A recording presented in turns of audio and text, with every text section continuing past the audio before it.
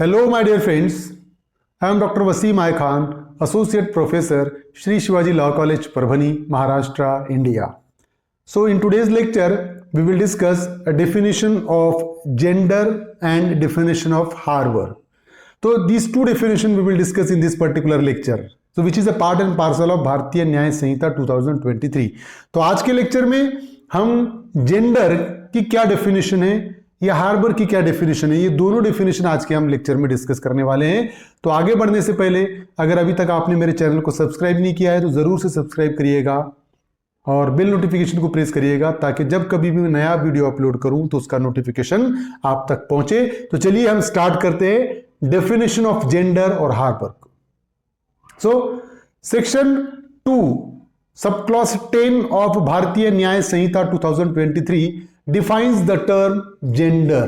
So gender, the pronoun he and its derivatives are used of any person whether male, female or transgender.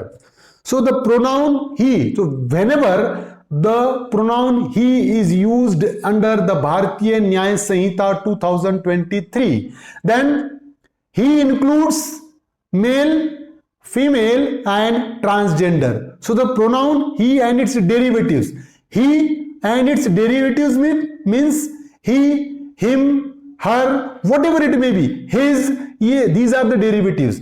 तो अगर जहां कहीं पर भी जेंडर की डेफिनेशन में ये बताए वाला है कि जहां कहीं पर भी भारतीय न्याय संहिता में ही यूज होगा या ही का डेरिवेटिव्स यूज होगा. ही का डेरिवेटिव्स क्या हो सकता है? ही का डेरिवेटिव्स हो सकता है हिम, हिज, ये हो सकता है. तो ही का जो डेरिवेटिव्स है ही वर्ड यूज होगा या उसके डेरिवेटिव्स यूज होगा तो इंक्लूड्स उसमें क्या क्या आ जाएगा? Used of any person whether male, male रहने दो या फीमेल रहने दो या ट्रांसजेंडर रहने दो.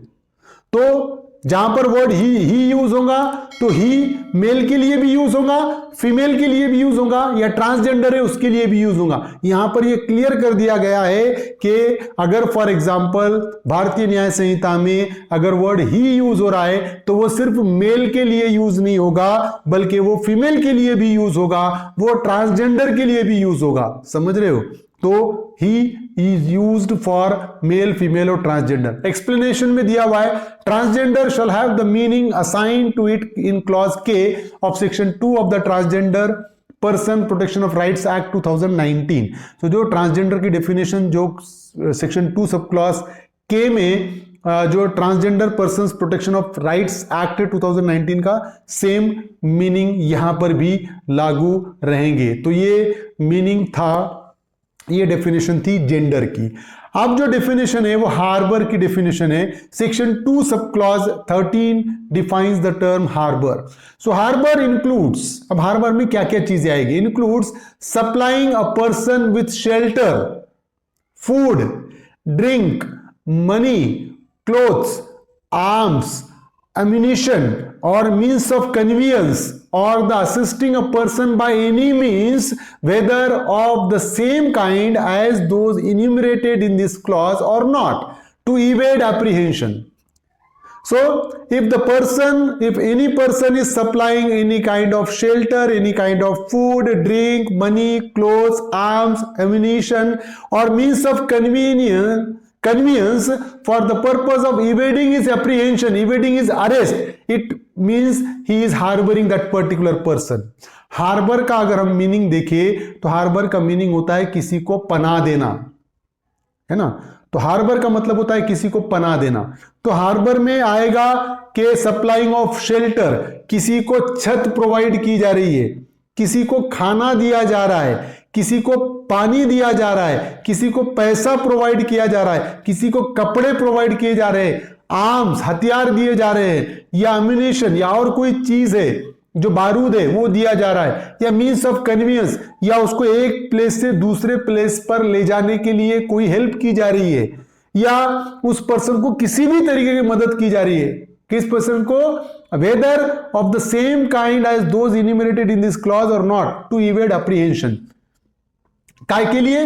टू इवेड अप्रीहेंशन, उसको गिरफ्तारी से बचाने के लिए अगर ये सारी चीजें की जा रही है तो उसका मतलब होगा कि आपने उसको हार्बर किया, उसको शेल्टर दिया, उसको पनाह दी।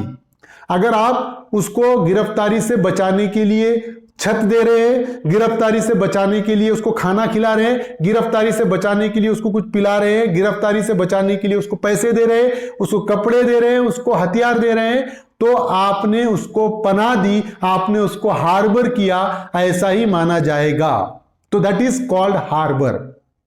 किसी को गिरफ्तारी से बचाने के लिए खाना देना हार्बर की डेफिनेशन है। किसी को गिरफ्तारी से बचाने के लिए उसको छत देना हार्बर की डेफिनेशन में आएगा। उसको पैसे देना हार्बर की डेफिनेशन में आएगा। उसको कपड़े देना हार्बर की डेफिनेशन में आएगा। उसको हथियार मुहैया कराना हार्बर की डेफिनेशन में आएगा। तो this is a definition of harbour.